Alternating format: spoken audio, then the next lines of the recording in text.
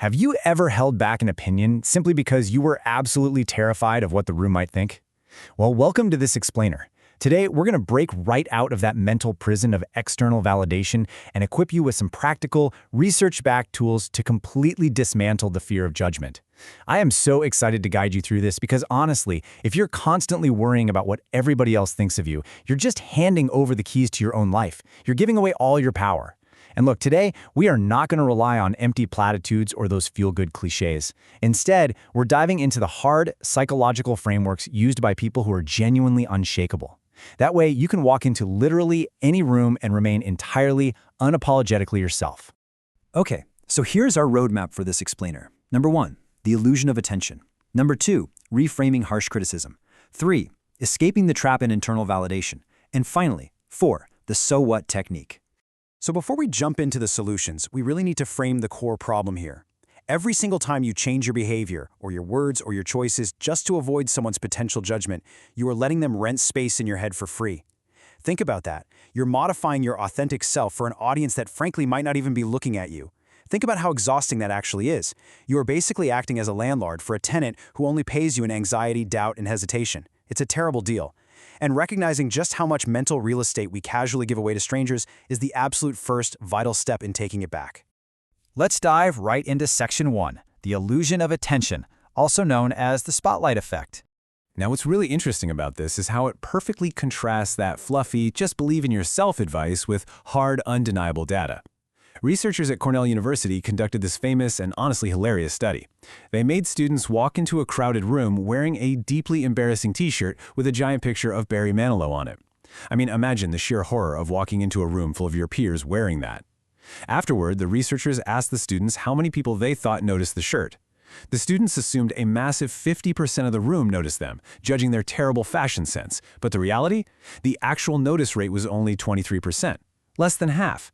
We naturally assume our awkward moments are being heavily scrutinized by this captivated audience, but the data proves our perception is completely skewed. That spotlight we feel burning down on us, it literally doesn't exist.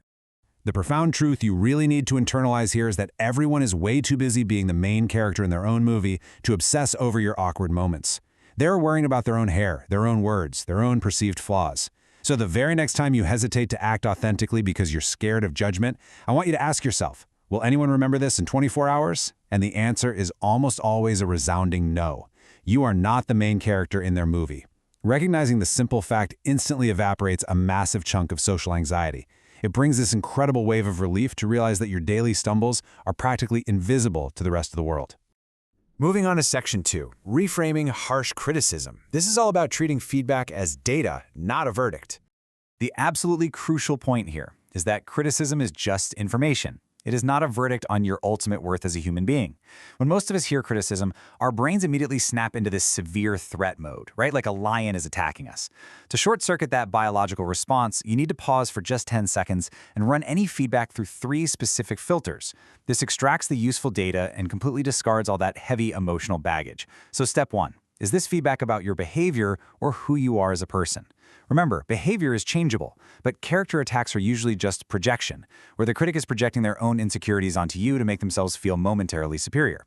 Step 2, does the critic actually have the context and the expertise to judge you? Random criticism from someone who doesn't even understand your specific goals is just noise. It's not a valid signal.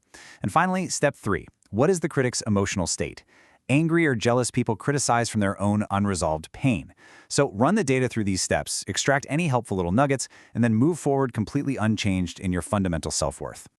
Okay, Section 3, escaping the trap and internal validation. Let's look at the inside-out approach. By clinically defining this trap of external validation dependency, we can actually recognize that chasing approval is a known, entirely predictable psychological pattern. It's not a personal flaw, and it's certainly not a permanent weakness. Here's how it goes. You do something to please someone, they give you a little hit of approval, and then you inevitably feel like you need to do more to get more. You become a shapeshifter, right? Contorting yourself to fit whatever mold the room demands. But that external approval never actually fills the underlying need. It is exactly like drinking salt water when you're incredibly thirsty. The more you drink, the thirstier you become. The people whose approval you're so desperately chasing are only approving of a performance, a facade. And that is exactly why that validation feels so incredibly hollow the very second you actually get it. Now, the absolute solution to this endless cycle is that you have to stop playing someone else's game. You must establish an internal locus of evaluation where you become your very own reference point. If you choose to use other people's metrics, things like money, fleeting status, or social media likes, you are constantly going to be at the mercy of the crowd. It's a game you can literally never permanently win. But if you fiercely shift to your own scoreboard, measuring things that actually matter to you, like integrity, courage, and self-respect, other people's opinions instantly lose their grip on you. You become the sole judge of your own success, and let me tell you, that is an incredibly empowering shift in perspective. So how do we actually put this into practice on a daily basis? Let me walk you through 3 actionable steps to build a robust portfolio of proof. And we're not talking about fake confidence here. This is documented evidence of your growth. Number 1, keep a daily small wins log. Just write down one single thing you did that required effort, like having a difficult conversation instead of just avoiding it. Number 2, clearly define your own metrics for success, so you aren't just defaulting to society's superficial scoreboard. And number 3, which is absolutely vital, practice self-compassion after a failure. People who constantly seek external validation are usually brutal self-critics. They punish themselves for every tiny misstep. But emphasizing compassion after a mistake actually leads to faster recovery, vastly more persistence, and way better long-term performance than beating yourself up ever could. You have to treat yourself like a friend who just stumbled, rather than an enemy who failed. That brings us to our final section, Section 4, the so what technique. This is your real-time emergency toolkit. I want you to imagine you're sitting in a crowded room. Your heart suddenly starts pounding. Your brain starts racing with these uncontrollable, catastrophic thoughts. What will they think if I speak up in this meeting? What if I say the wrong thing and completely embarrass myself? What if they all silently judge me and think I don't belong here?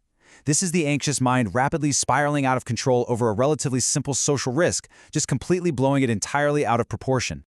When that happens, you have to interrupt that mental spiral immediately. You have to aggressively ask yourself, out loud if you have to, so what? They might disagree with me. So what? They might judge my intelligence right now. So what?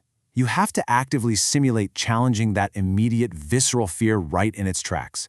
Keep firing back at it with a defiant attitude. Refuse to let that anxiety just sit there unquestioned. And do not stop there. You have to push this Socratic chain even further down to the bedrock.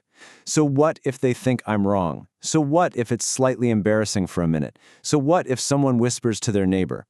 You must ruthlessly strip away the illusion of catastrophe layer by layer, demanding that the fear actually justify its existence. Because when you finally reach the absolute bottom of that fear, this is what you find: temporary discomfort. That is the ultimate rock-bottom truth of the fear. The worst-case scenario isn't death, it isn't total ruin, it isn't permanent exile from society, it is just a fleeting, highly temporary moment of awkwardness. The so what technique acts as this powerful flashlight in a dark room. It reveals that the giant, terrifying monster of social judgment is mostly just a shadow cast by your own mind. We've covered some absolutely incredible ground today, from dismantling the spotlight effect to deploying that so what technique in real time. And I want to challenge you right now. Pick just one of these shifts to practice this week. Just one. Notice how much more mental energy you have when you stop running exhaustive simulations of everyone else's opinions in your head. I'm going to leave you with this powerful final thought to carry forward into your genuine social freedom. Your power is not in controlling what others think. Your power is in ceasing to care. Thank you so much for joining me in this explainer. I'll leave you with this question. Whose metrics are you going to let dictate your worth tomorrow?